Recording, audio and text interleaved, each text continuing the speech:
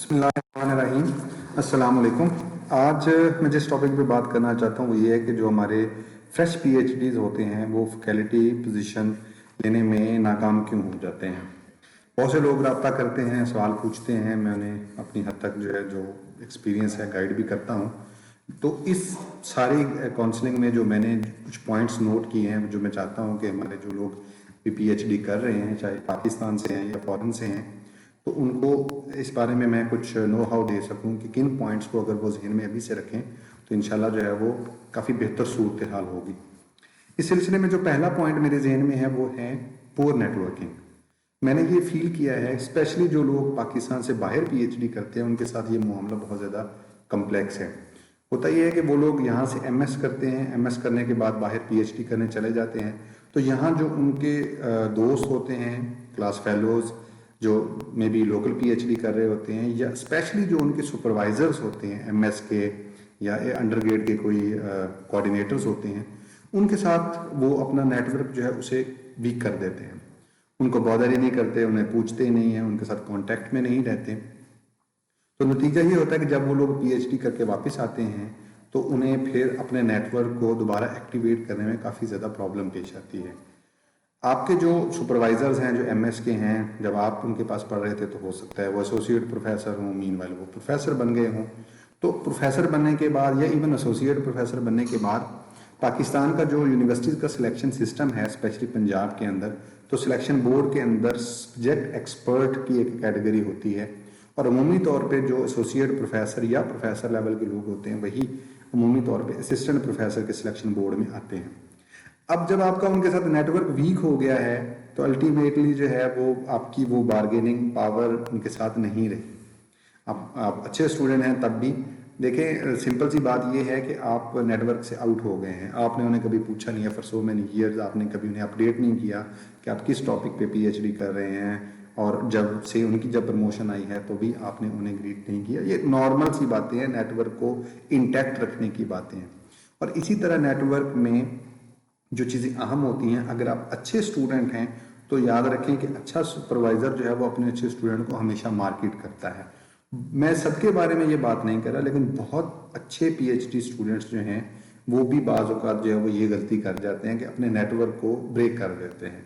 तो मेरी आपसे पहली सजेशन ये है कि आप अपने नेटवर्क को दोबारा से मेनटेन करें और उसके साथ अपने ताल्लुकात जो हैं उनको बेहतर बनाएं, क्योंकि उसमें अगर आपके अपने एमएस सुपरवाइज़र के साथ अच्छे रिलेशंस हैं तो डेफिनेटली वो आपको ये बताएगा कि फ़लाँ जगह नई यूनिवर्सिटी बन रही है या फ़लाँ नया डिपार्टमेंट ओपन हो रहा है, तो आप वहाँ अप्लाई करें, वहाँ आईपीएफपी लें। और वैसे भी चूँकि आपके जो एमएस के सुपरवाइज़र हैं, चाहे एसोसिएट प्रोफेसर हैं या प्रोफेसर हैं, तो उनका विजन या उनकी इन्फॉर्मेशन आपकी निस्बत बहुत ज़्यादा होती है, तो वो आपको कैरियर के बारे में भी अच्छी एडवाइसेस दे सकते हैं। तो मेरी पहली सजेशन आपके साथ ये है, आपसे ये है कि हमेशा जो है वो अपने नेटवर्क को, अपने एमएस सुपरवाइज़र को जो है उनके साथ अच्छे रिलेशनशिप रखें, उनके साथ कांटेक्ट में रहें। उनकी प्रमोशन है तो उन्हें ग्रीट करें, अपनी पीएचडी के बारे में उन्हें बताएं। और अगर हो सकता है कि आपकी जो नई लैब है फॉरेन में, उसका अगर आपकी एमएस सुपरवाइज़र की लैब के साथ कोई कोलैबोरेशन हो सकता है, कोई कांटेक्ट हो सकता है, कोई जॉइंट पब्लिकेशंस हो सकती हैं, तो इस चीज़ को ज़हन में रखें, क्योंकि ये नेटवर्क सिर्फ आपके लिए जॉब के लिए अहम नहीं होगा। आप जॉब के बाद भी आपको रिसर्च प्रोजेक्ट चाहिए, आपके पास से लैब नहीं है तो आप लैब फैसिलिटीज़ यूज़ करना चाहते हैं, तो भी आपके ऐसे जो नेटवर्क के अंदर लोग मौजूद हैं वो आपको हेल्प आउट करेंगे। इस नेटवर्क में सिर्फ आपके सुपरवाइज़र का ही रोल नहीं होता, आपके कुछ क्लास फेलोज़ होंगे जो पीएचडी लोकल कर रहे होंगे या फॉरेन से पीएचडी करके आपसे से पहले पाकिस्तान वापस आ चुके हैं।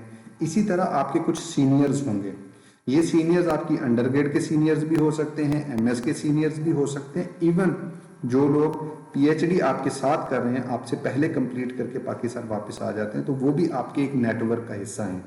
तो इस नेटवर्क को इन टोटल जो है वो आप स्टडी करें और कोशिश करें कि इस नेटवर्क के साथ आप जुड़े रहें। उससे आपको लेटेस्ट इन्फॉर्मेशन भी मिलेगी, आपको एडवाइस भी मिलेगी और इंशाल्लाह ताला आपको सपोर्ट भी मिलेगी। इस नेटवर्क के हवाले से व्हाट्सएप ग्रुप्स हैं, आप उनको ज्वाइन कर सकते हैं। इसमें स्पेशली जो लोग चाइना से पीएचडी करके आते हैं, तो मैंने देखा है कि पाक चाइना ग्रुप बने हुए हैं, अलुमनाई ग्रुप बने हुए हैं। इसी तरह यूनिवर्सिटीज़ के एलुमनाई ग्रुप बने हुए हैं, तो आप ऐसे सारे ग्रुप्स के अंदर कोशिश करें कि आप उसके मेंबर भी हों, ताकि आपको लेटेस्ट इन्फॉर्मेशन भी मिले, और जब कभी आपको कोई ज़रूरत हो, कोई गाइडेंस चाहिए हो, तो ये नेटवर्क जो है वो आपको हेल्प आउट करता है। दूसरी जो चीज़ है वो है लैक ऑफ रिक्वायर्ड स्किल्स। देखिए, मैंने पहले भी इस पे बात की है कि आप फैकल्टी मेंबर बनना चाहते हैं, तो आपके सामने आपके टीचर्स हैं जिनसे आपने यूनिवर्सिटी में पढ़ा है। तो ये नोट कर लें कि आपके टीचर्स की कौन सी स्किल्स थी, उनकी टीचिंग स्किल्स थी, रिसर्च स्किल्स थी, एडमिनिस्ट्रेटिव स्किल्स थी, से जनरल सोशल स्किल्स थी। तो आप अपने आप को अपने टीचर की पोजीशन पे रख के सोचें कि आप अगर एक यूनिवर्सिटी फैकल्टी मेंबर बनना चाहते हैं तो आपके पास कौन कौन सी स्किल्स होनी चाहिए। तो मेरी नज़र में आपकी रिसर्च पब्लिकेशन स्किल्स होनी चाहिए, प्रेजेंटेशन स्किल्स होनी चाहिए। टीचिंग स्किल्स एक बहुत वीक एरिया है, इसको पढ़ें। आपको ब्लॉग्स मिल जाएंगे, आपको छोटे आर्टिकल्स मिल जाएंगे, यूट्यूब पे वीडियोस मिल जाएंगी, आप उन वीडियोस को देखें। तो मैं ये समझता हूँ कि आप इन स्किल्स को सीख सकते हैं।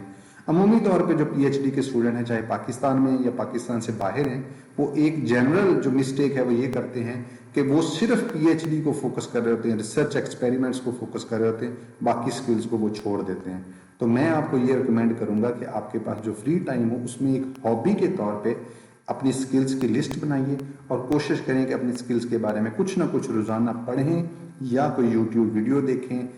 इससे जो है वो मैं ये समझता हूँ कि आपको बहुत ज़्यादा फायदा होगा और आप जो है वो कंपटीशन में आगे निकल जाएंगे। पीएचडी करके आने के बाद जो लोग पाकिस्तान में आते हैं तो उनमें एक और प्रॉब्लम जो मैंने खास तौर पे नोट किया है वो है बैड चॉइसेस का। आपको आईपीएफटी मिलता है या आपको कोई जॉब अपॉइंट ऑफर आती है तो मैंने देखा है कि लोग बहुत ज़्यादा फोकस्ड होते हैं। उनकी ख्वाहिश होती है कि जी मुझे लाहौर में मिले, मुझे इस्लामाबाद में जॉब मिले या मुल्तान में मिले, बड़े स्टेशन पे। देखें, सारे लोग ये कोशिश कर रहे हैं, हर बंदे की ये ख्वाहिश है कि वो बड़े स्टेशन पे जाए, लेकिन बड़े स्टेशन जो है वो सैचुरेट हो चुके हैं। पंजाब यूनिवर्सिटी में अगर आप जॉब लेना चाहते हैं तो मेरे ख्याल में इज रियली टफ। लाहौर की सारी यूनिवर्सिटीज़ के अंदर कंपटीशन जो है वो बहुत टफ है। लेकिन इस केस में मैं रिकमेंड करूंगा कि बहुत सी नई यूनिवर्सिटीज़ बनी हैं और अभी भी बननी है। रिसेंटली गवर्नमेंट ऑफ पंजाब ने कुछ कॉलेजेस को अपग्रेड किया, यूनिवर्सिटी स्टेटस दिया है। इसके साथ साथ नई यूनिवर्सिटीज़ हैं जिनके स्टैचूज अभी अप्रूव होने के मराहल पे हैं, फाइनल स्टेजेस पे हैं, और वो सारी की सारी यूनिवर्सिटीज़ जो हैं वो मेरे ख्याल में मैस रिक्रूटमेंट जो है वो शुरू करेंगी इंशाल्लाह अगले 3 से 6 माह के अंदर।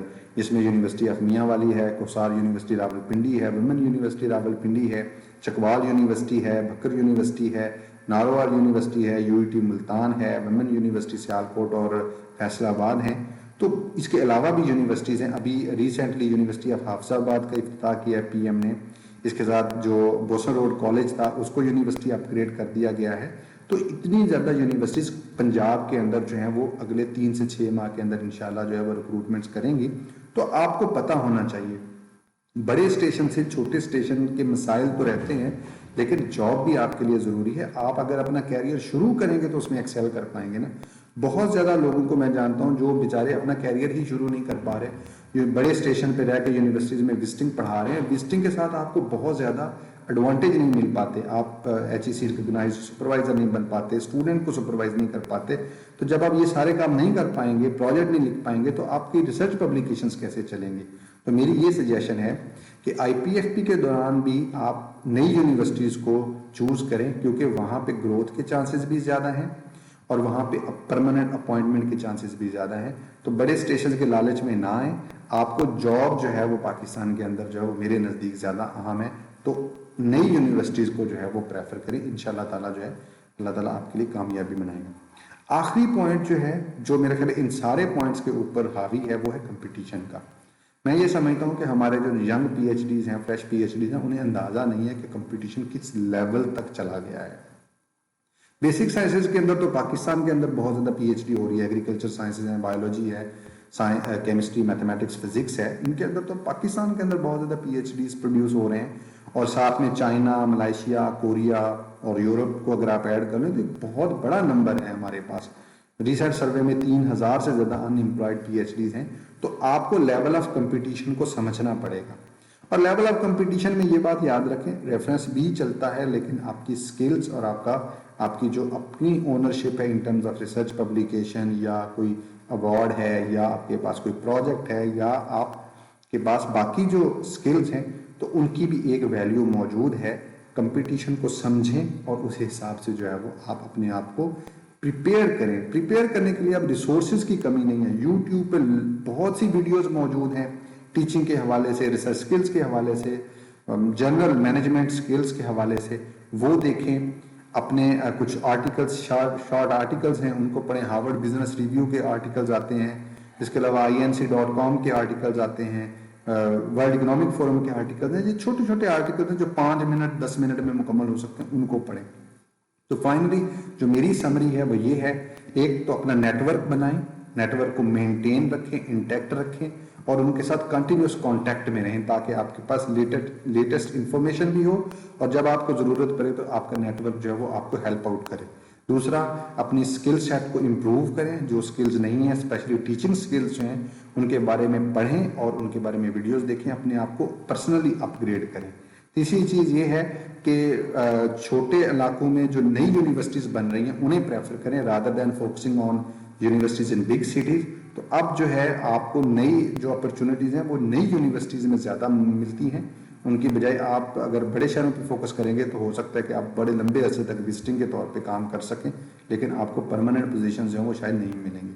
कंपटीशन को समझें और इस कंपटीशन के अंदर अपने आप को एज बेस्ट कैंडिडेट जो है वो पोज भी करें, प्रिटेंड भी करें और प्रेजेंट भी करें। तो इंशाल्लाह ताला अगर आप इन 4-5 पॉइंट्स को फोकस करेंगे तो मुझे बहुत उम्मीद है कि इंशाल्लाह जो हमारे फ्रेश PhDs हैं जो बहुत बेहतरीन यूनिवर्सिटी से पढ़ के आते हैं, चाहे लोकल हैं या इंटरनेशनल हैं, तो they can be successful in their career. Thank you very much.